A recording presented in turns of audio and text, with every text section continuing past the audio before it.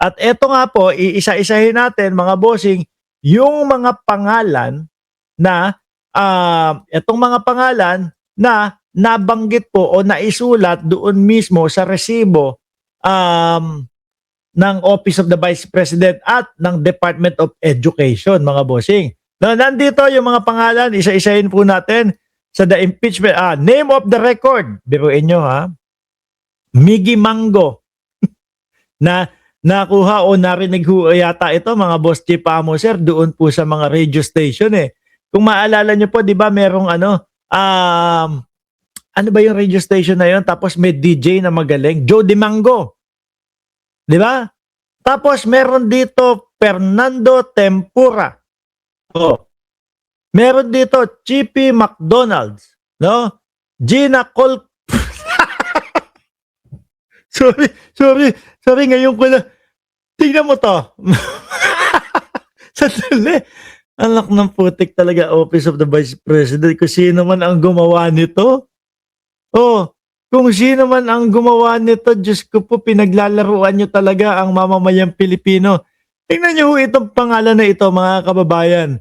Gina Colca. Tapos ang sasabihin no, ni Attorney Poa, dapat hindi mo naman binibigyan ng mali siya yung kung paano basahin. Di ba sabi ni Dukha, pro people, Gina, go.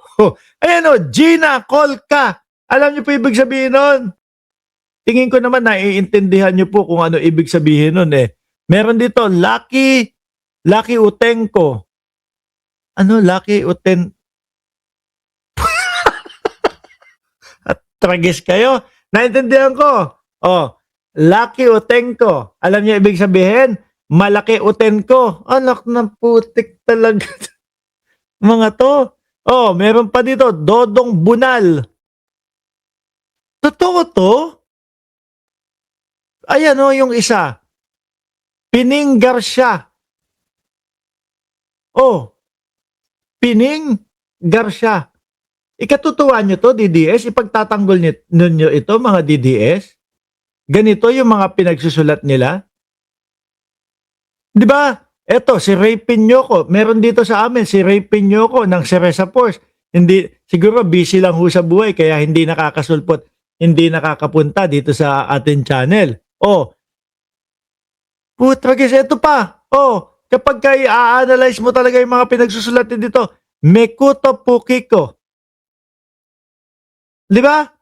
Alam nyo, Mekuto, ang pepe ko. Yan yun eh. Sindikato. Utik na yan. Dito pa lang sa mga pangalan na pinaglalagay ho, mga kababayan, matatawa na tayo.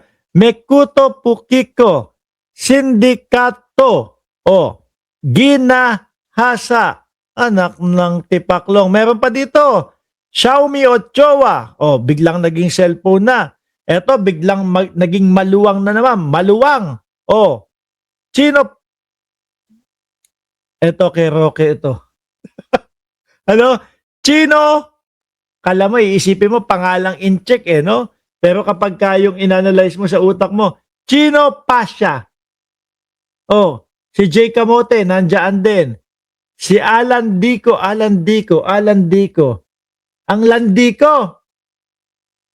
Lahat to ginawang katatawanan, mga kababayan eh. Si Ada D. Ano yung Ada D? Ada D. Wala akong maano dyan. No? Si Tomo Wadsha.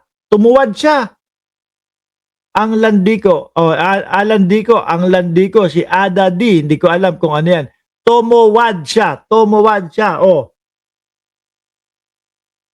Tinigasan. Anak ng putek. Tinigasan. Aniger. Ano yung Aniger? Hindi ko alam yan. Makati ako. Malaki Uitengko. Biruin niyo po mga bossing. Ito yung mga pinaggagawa at ito yung gusto nilang ipagtanggol. Kinengkoy Binaboy. Sabi ni Kenneth Darne 6606. Di ba? Ito yung gusto nilang ipagtanggol. At ito po mga kababayan hindi po ito kumbaga maliit na halaga, no? Kada isa diyan may 40,000, may 40,000, may 50,000, may 70,000, may 150,000, iba-iba po, no? Na ang sinasabi ng mga DDSO, mga kababayan, ay inuuna nyo yung milyon-milyon. Inuuna nyo yung 40,000 lang, 50,000. Eh kung mapatunayan na nilustay lang din na yung pera ay ginamit sa kalokohan at ibinulsa lang din. Kahit 40,000 yan, no? Pag nanakaw pa din yan. Pag nenok pa din sa kaban bayan, iyan. At saka kapag kayong talagang sinabi nyo gusto nyo bilyonan, baka puntahan yung 51 billion doon kay Pulong Duterte. Di ba mga kababayan? Oh, pero mo, tingnan mo naman ito. 125 million at malalaki pang mga pera. Tapos eto lang po. Alam niyo hindi ito hindi masisilip itong mga ito, mga bossing, kung inayos lang yung mga pangalan, ano? Kaya dapat ang sisihin din ni Sara dito kung sino man yung mga inutusan niya na mag-imbento ng mga pangalan, kasi imbento naman ho talaga yan eh. Tapos makikita mo doon sa record nila na yung mga pangalan, yung mga paglagda, yung mga penmanship, etc. Iisang tao. Ballpen na ginamit, iisang tao. Sabi ni Luis Arandasa Quijano, yung statement ni Madriaga ay isang araw lang na-withdraw ang 125 million, hindi 11 days. Yun pa ang masama doon. Di po ba mga kababayan? Ngayon, ito, pakinggan po natin yung video. Ay hindi, ito pa, meron pa. O, ito yung sinasabi ko sa inyo na mga kalakip na mga pera, na pinambili daw ng mga impormasyon, etc. dito sa mga tao na ito. O, yung sinasabi ko sa inyo na 50,000, 70,000, 100,000, o 110,000, ito daw ho yun mga kababayan. Biruin mo si Mary Grace Piatos na pinaka naging sikat ay 70,000 reward, no? Yung natanggap. Meron palang kapatid ito, si Renan Piatos din. Sabi ni BMB Ramjay o Fernando Tempura, kapatid ni Fernanda Squidball. Nova Santos, no? 85,000 various goods. Miko Harina, 200, malaki ang nakuha ni Miko Harina. Kasi 295,000 purchase supply. Janice Marie Revilla, Patty Ting, 150. Andy Lim, Alejandro Piquit, Fiona Byong, si Bruno Balsac.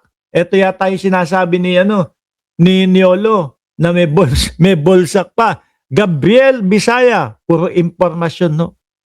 Ngayon, ito ho, yung video mismo ni Attorney Lorna Kapunan, mga kababayan, habang idinadetalye itong mga ito.